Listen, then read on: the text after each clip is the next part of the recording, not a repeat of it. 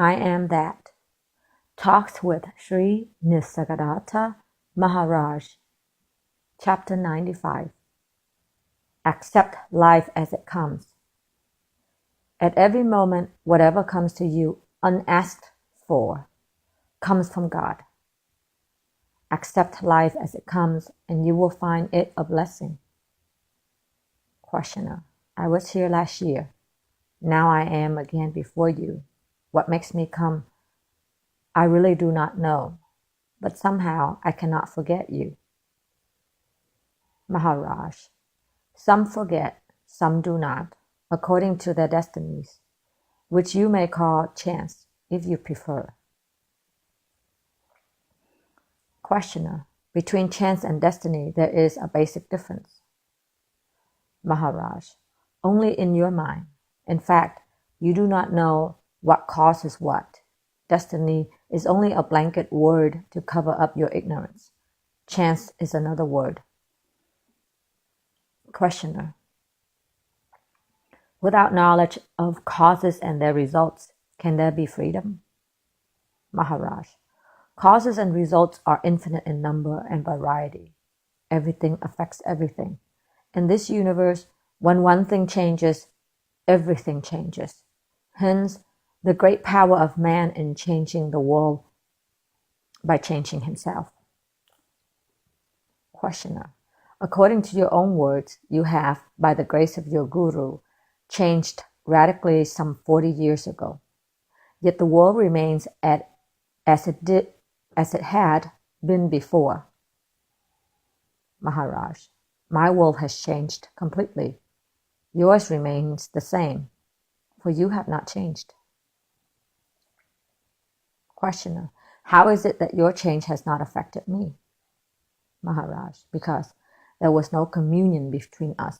Do not consider yourself as separate from me, and we shall at once share in the common state. Questioner. I have some property in the United States, which I intend to sell and buy some land in the Himalayas. I shall build a house, lay out a garden, get 2 or 3 cows, and live quietly.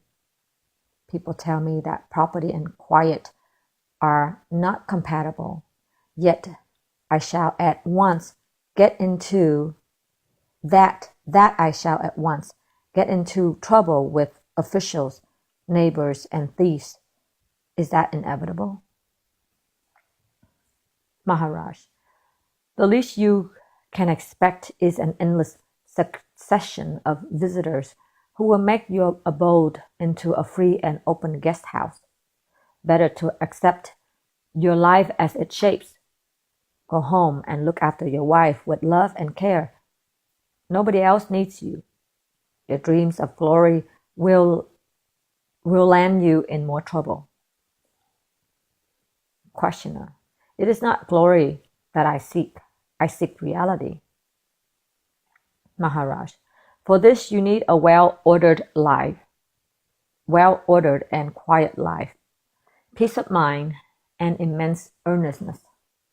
At every moment, whatever comes to you unasked for comes from God and will surely help you if you make the fullest use of it.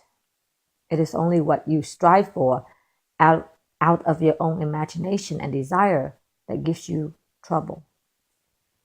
Questioner. Is destiny the same as grace? Maharaj. Absolutely. Accept life as it comes and you will find it a blessing. Questioner. I can accept my own life. How can I accept the sort of life others are compelled to live? Maharaj. You are accepting it anyhow. The sorrows of others do not interfere with your pleasures. If you were really compassionate, you would have abandoned long ago all self-concern and entered the only state from which you can really help. Questioner.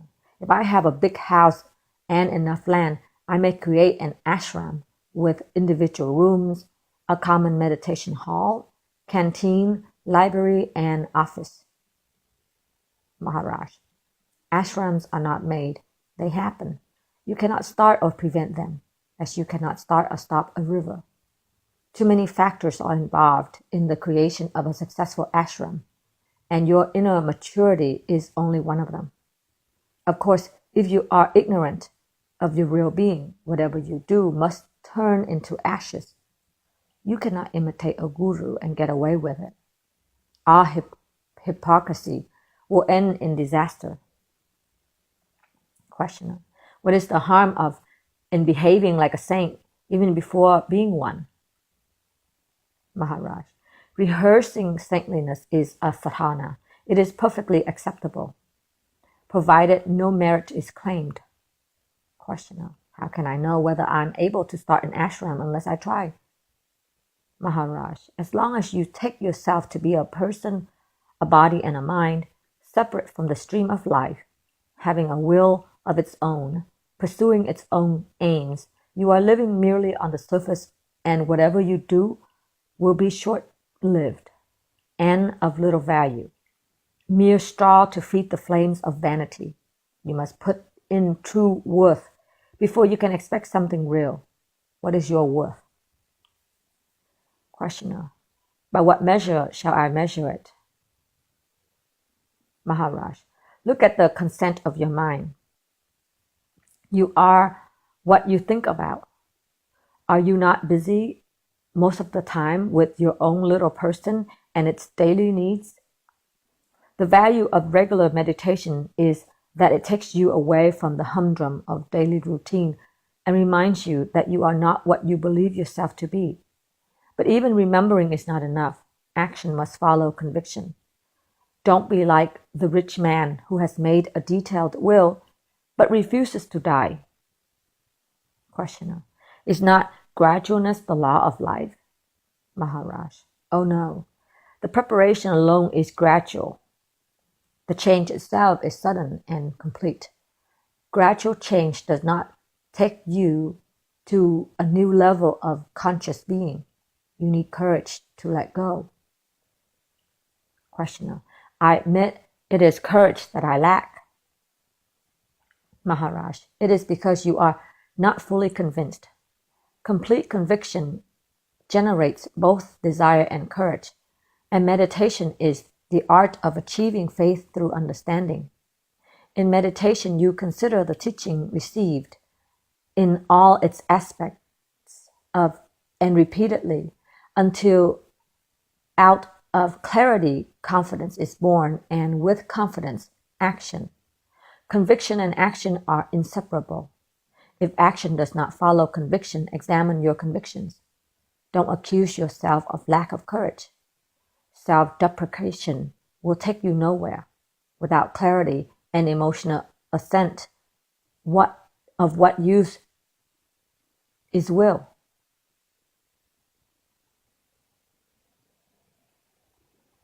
Questioner. What do you mean by emotional assent? Am I not to act against my desires? Maharaj. You will not act against your desires. Clarity is not enough. Energy comes from love. You must love to act, whatever the shape and object of your love. Without clarity and charity, courage is destructive. People at war are often wonderfully courageous, but what of it? Questioner. I see quite clearly that all I want is a house in a garden where I shall live in peace. Why should I not act on my desire? Maharaj. By all means, act, but do not forget the inevitable, the unexpected. Without rain, your garden will not flourish. You need courage for adventure. Questioner. I need time to collect my courage. Don't hustle me. Let me ripen for action. Maharaj. The entire approach is wrong. Action delayed is action abandoned. There may be other chances for other actions, but the present moment is lost, irretrievably lost. All preparation is for the future. You cannot prepare for the present. Questioner. What is wrong with preparing for the future? Maharaj. Acting in the now is not helped much by your preparations. Clarity is now. Action is now. Thinking of being ready impedes action, and action is the touchstone of reality. Questioner. Even when we act without conviction? Maharaj. You cannot live without action, and behind each action there is some fear or desire. Ultimately, all you do is based on your conviction that the world is real and independent of yourself. Were you convinced of the contrary, your behavior would be quite different. Questioner. There is nothing wrong with my convictions. My actions are shaped by circumstances. Maharaj. In other words, you are convinced of the reality of your circumstances, of the world in which you live. Trace the world to its source, and you will find that before the world was, you were, and when the world is no longer, you remain. Find your timeless being, and your action will bear its testimony. Did you find it? Questioner. No, I did not. Maharaj. Then what else have you to do? Surely this is the most urgent task. You cannot see yourself as independent of everything unless you drop everything and remain unsupported and undefined. Once you know yourself, it is immaterial what you do. But to realize your independence, you must test it by letting go of all you were dependent on. The realized man lives on the level of the absolutes. His wisdom, love, and courage are complete. There is nothing relative about him. Therefore, he must prove himself by tests more stringent, undergo trials more demanding. The tester, the tested, and the setup for testing are all within. It is an inner drama to which none can be a party. Questioner. Crucifixion, death, and resurrection. We are on familiar ground. I have read, heard, and talked about it endlessly, but I find myself incapable of doing it. Maharaj. Keep quiet, undisturbed, and the wisdom and the power will come on their own. You need not have incessant longings. Wait in silence of the heart and mind. It is very easy to be quiet, but willingness is rare. You people want to become supermen overnight. Stay without ambition, without the least desire, exposed, vulnerable, unprotected, uncertain, and alone, completely open to and welcoming life as it happens, without the selfish conviction that all must yield you pleasure or profit, material or so-called spiritual. Questioner. I respond to what you say, but I just do not see how it is done. Maharaj. You know how to do it, but you will not do it. Abandon every attempt. Just be. Don't strive. Don't struggle. Let go of every support. Hold on to the blind sense of being, brushing off all else. This is enough. Questioner. How is this brushing off done? The more I brush off, the more it comes to the surface. Maharaj. Refuse attention. Let things come and go. Desires and thoughts are also things. Disregard them. Since time immemorial, the dust of events have been covering the clear mirror of your mind so that you could see only memories. Brush off the dust before it has the time to settle. This will lay bare the old layers until the true nature of your mind is discovered. It is all very simple and comparatively easy. Be earnest and patient.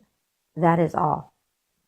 Dispassion, detachment, freedom from desire and fear, from all self-concern, mere awareness, free from memory and expectation. This is the state of mind in which discovery can happen. After all, liberation is but the freedom to discover.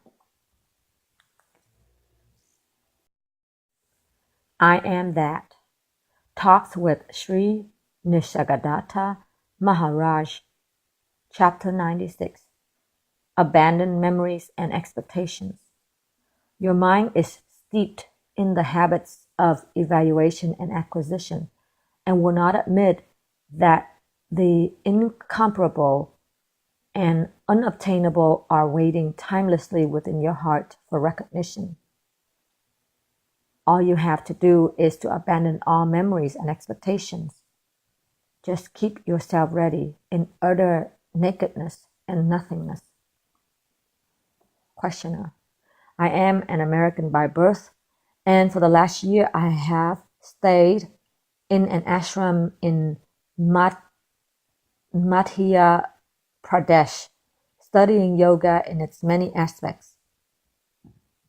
We had a teacher whose guru, a disciple of the great Sivananda Saraswati, stays in Manghir.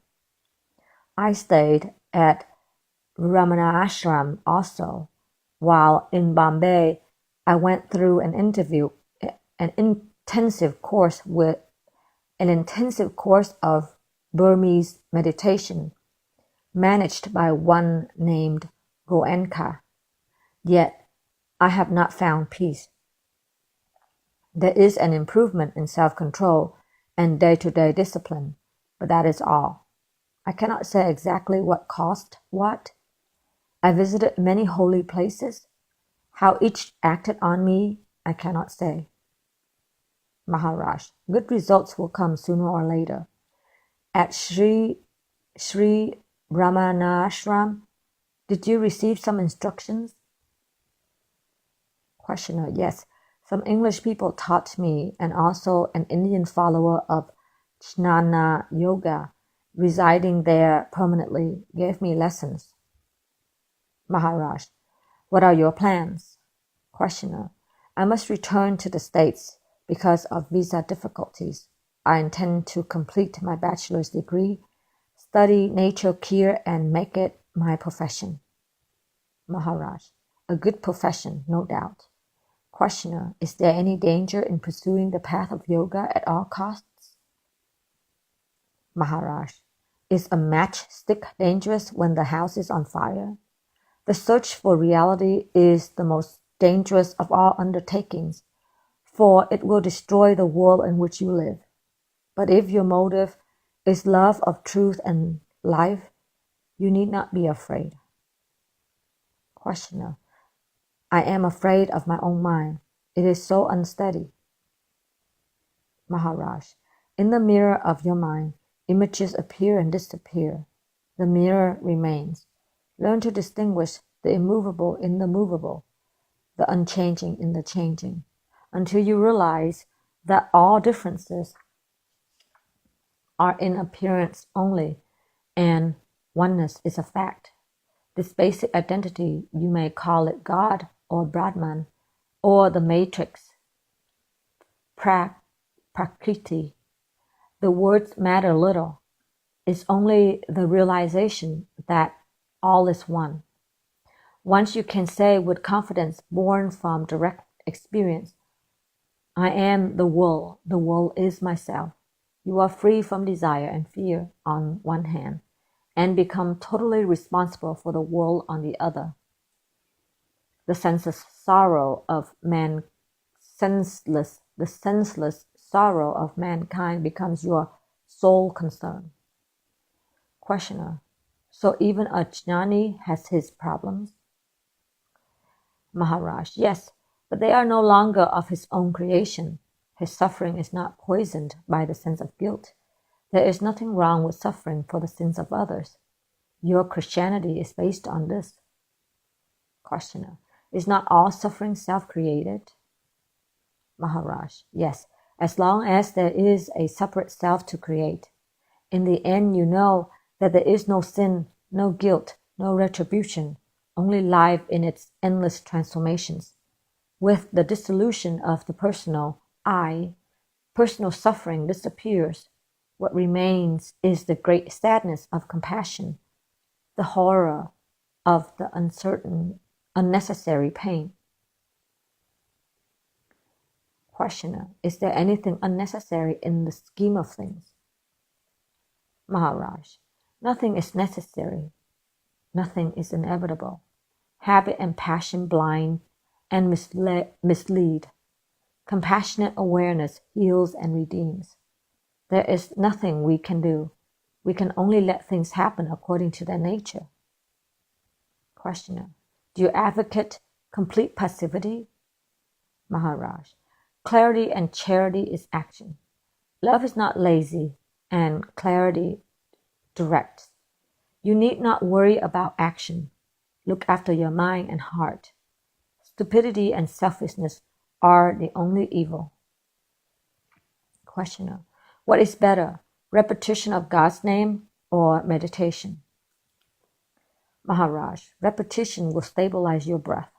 With deep and quiet breathing, vitality will improve, which will influence the brain and help the mind to grow pure and stable and fit for meditation. Without vitality, little can be done, hence the importance of its protection and increase. Posture and breathing are a part of yoga because the body must be healthy and well under control. But too much concentration on the body defeats its own purpose, for it is the mind that is primary in the beginning. When the mind has been put to rest and no longer disturbs the inner peace, chitta cash, the body acquires a new meaning, and its transformation become both necessary and possible. Questioner, I have been wandering all over India, meeting many gurus and learning in small amounts of several yogas. Is it all right to have a taste of everything? Maharaj, no, this is but an introduction. You will meet a man who will help you find your own way.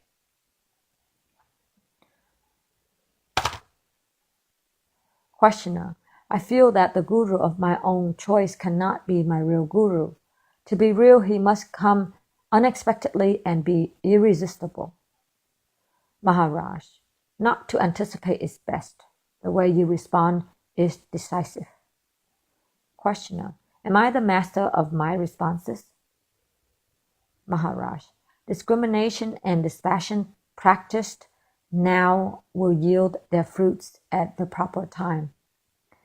If the roots are healthy and well watered, the fruits are sure to be sweet. Be pure, be alert, keep ready. Questioner, are austerities and penances of any use?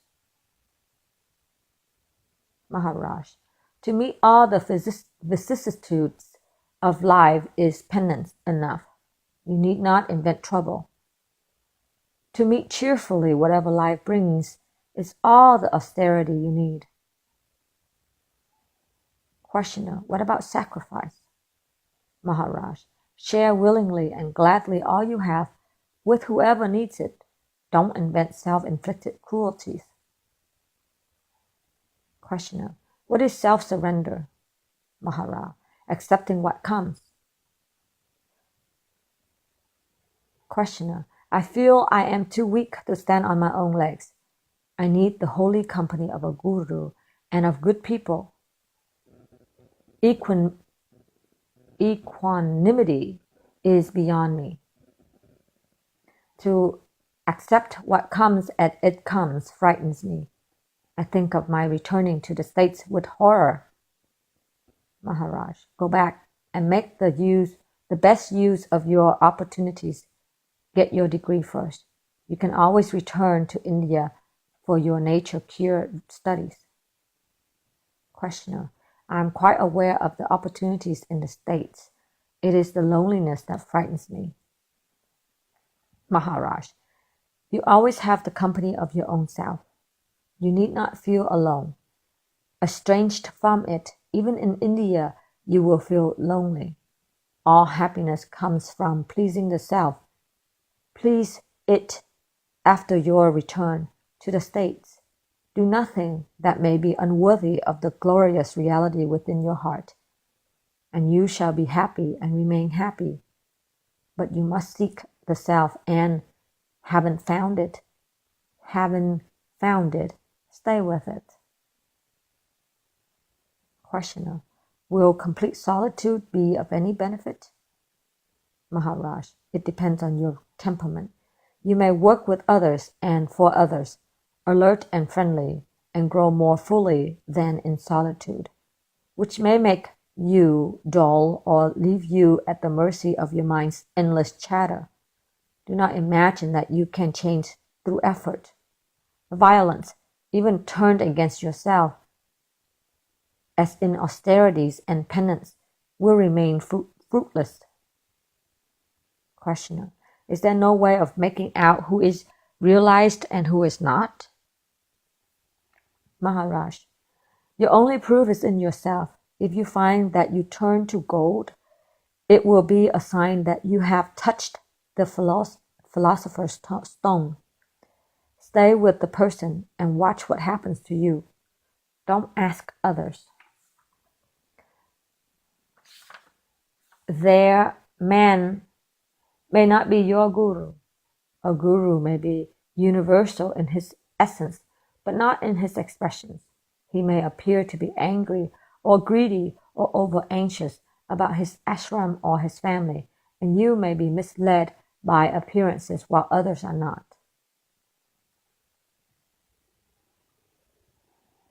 Questioner. Have I not the right to expect all around perfection, both inner and outer? Maharaj. Inner, yes, but outer perfection depends on circumstances, on the state of the body, personal and social, and other innumerable factors.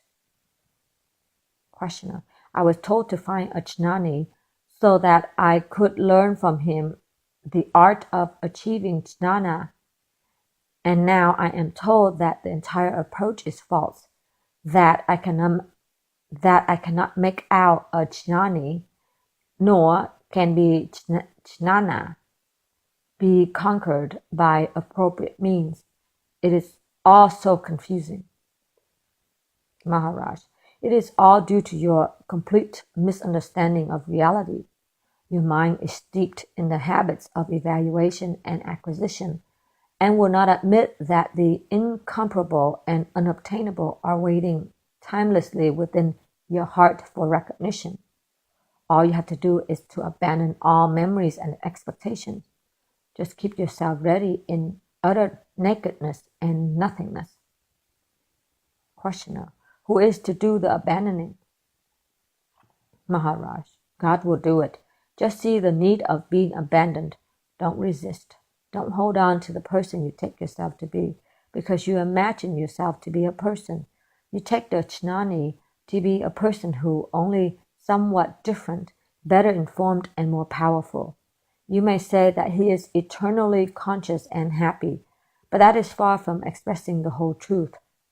Don't trust definitions and descriptions. They are grossly misleading. Questioner. Unless I am told what to do and how to do it, I feel lost. Maharaj. By all means, do feel lost, as long as you feel competent and confident.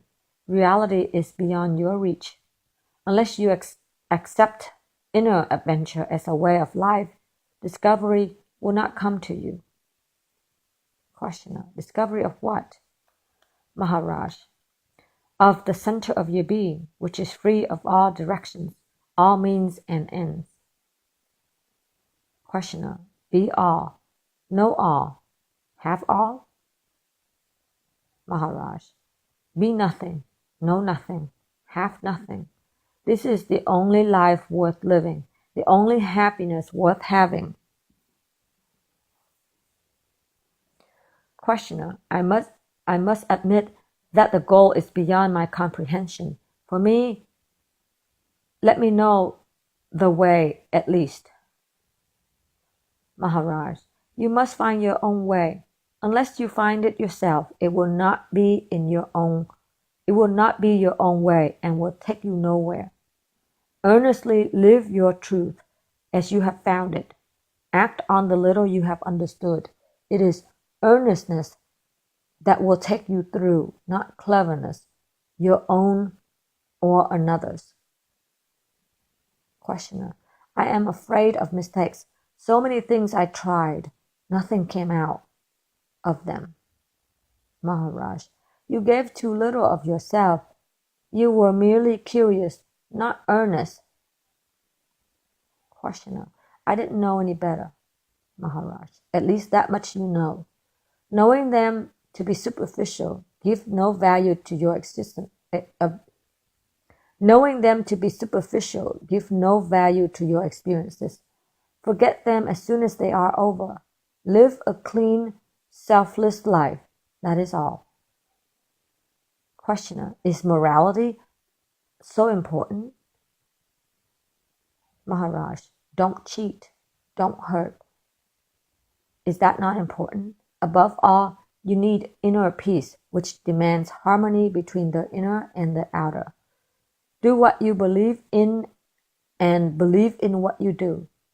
All else is a waste of energy and time.